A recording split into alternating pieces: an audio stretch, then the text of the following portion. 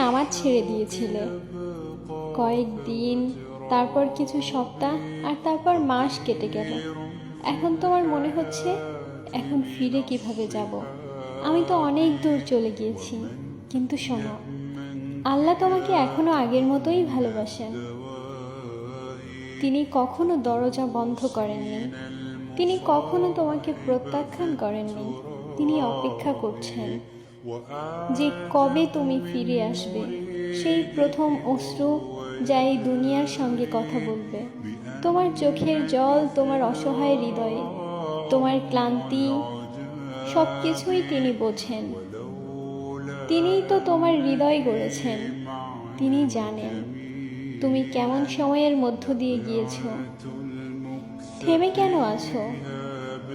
ফিরে এসো, নামাজের সঙ্গে বন্ধুত্ব করো।